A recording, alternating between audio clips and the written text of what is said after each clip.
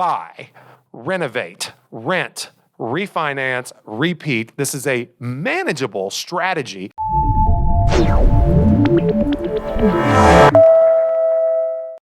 Hey everybody, Jay Pitts, broker owner at RE/MAX Premier Properties, and I'm here for another episode of JTP University. Excited to bring you a deep dive today, as much as we can do anyway in 5 minutes or less, but a deep dive into a popular avenue, popular context, popular pursuit for real estate investing in today's day and age, made popular by the Bigger Pockets podcast, the Brrr method. So let's jump right in. What is the Brrr method? Well, it is an acronym. I don't know if it could actually be called an acronym, but it's BRRR. Some people even add additional R's. We're going to keep it simple here today. What does the B stand for? Number one, it stands for buy. Typically, I mean, obviously, to invest in real estate, you must actually buy something at some point. So when you buy, it's dependent upon how you do it, whether or not it would apply to the Brrr method. Now, you either have to take short-term financing, hard money financing, something that is relatively liquid and exchangeable, if you will, or pay cash, preferably cash.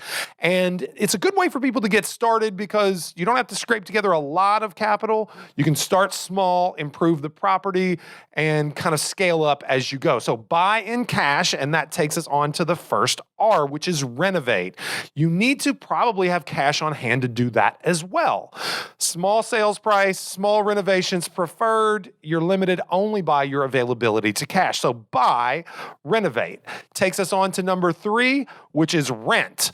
After you've improved the property, right? The money that you've put into it increases the value to the point where the property's worth substantially more than you originally paid for it. Now, also what you're doing is driving the rent price up. You're increasing your return on investment potential. You rent the property out at a favorable rate based on your total acquisition cost, which is the sum total of your purchase price and your renovation costs.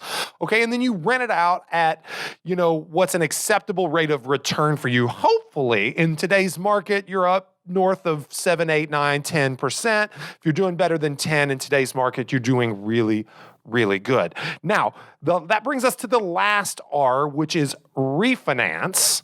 Refinance would be the opportunity you have after you're vested, seasoned on title. Sometimes that may take 6 months, and you've got a steady flow of income coming in. If you're a new investor, it may take slightly longer, but maybe you can qualify based on your earned income from another endeavor like real estate sales for our audience, and for example. But when you refinance, what you're trying to do is recoup the investment that you've outlaid, or the cash that you've outlaid for the purchase of the property, the renovation costs, and probably then some, because you want to improve your cash position so that you can move on to another property, preferably one slightly larger in size, because economies of scale work.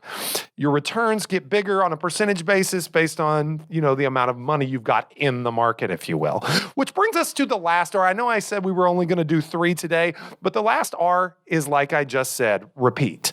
Buy, renovate, rent, refinance, repeat. This is a manageable strategy for early and inexperienced investors to get their feet, in the door, to get in the game, to start getting some capital, turning over return on investment, so that over time you can expand your horizons, you can move into more sophisticated transactions, you can do all of these things. Now, again, I know I'm coming at it from a place of you as a real estate investor, an agent who is also an investor, but what you need to understand is the real reason for being an investor is not just to, increase your net worth, is not just to, take the hard-earned active income that you make through commission dollars and put it to use. It's to educate yourself.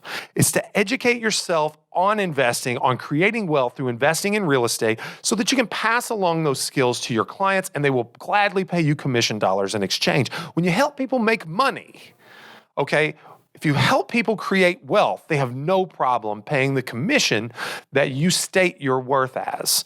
So that's something to remind you of. Get in the game, understand there's so many ways to benefit from it.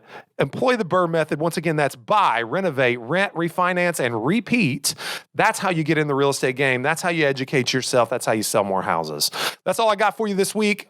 Thank you for tuning in again to JTP University. We'll catch you soon.